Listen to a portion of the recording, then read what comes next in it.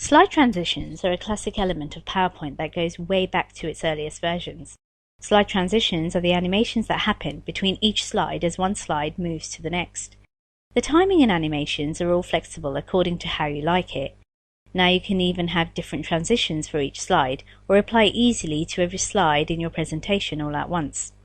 Now something you need to think about while you're building your presentation is that if a transition is slow and you have a lot of slides, that's going to add a significant amount of time to your presentation.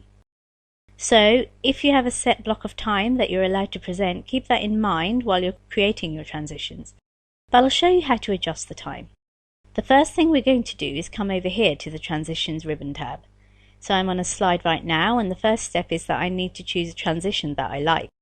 I can do that by clicking on it, and I'll get a preview of each one. For example, here's a fade transition, push, a wipe split, and even my favorite, which is a reveal that slowly reveals the data. Now that is a bit slow, but that's okay, we can fix that time. I can also come down here to more and choose from a whole list of transitions. They're even categorized. There are some subtle transitions, exciting ones such as dissolve and dynamic content such as rotate. So you can pick one that you like. You can add any effects to it by clicking effect options such as changing the side that it transitions from or any particular options. Now not every transition has an option. I can change the duration of this. So remember how I really liked this transition but it was slow. So I'm actually going to shorten it by a few seconds. And I can preview how that looks by clicking preview on the left hand side. That's a little bit better. And so now I can have the transition I like and have it take up less time. I can choose whether I want this transition to happen when I click the mouse to go to the next slide or after a set amount of time. In this case, I want to do the traditional on mouse click because I'm going to be talking and I don't know how long it's going to take, because I'm sure if I do my presentation more than once, it's going to change slightly.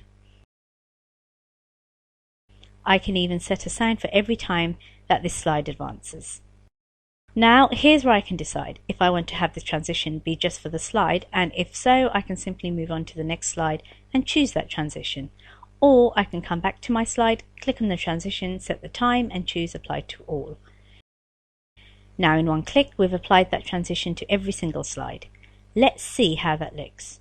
I'm going to hit Shift F5 on my keyboard to start the slideshow from this slide, and I'm going to use my right arrow to keep advancing slides.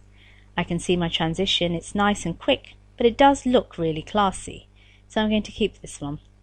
Now to get out of this, I can hit the escape key to get back to editing my presentation, and if I wanted to make any changes I can simply click on any slide, because remember we applied that transition to all of them, change it to a different one and then click apply to all again.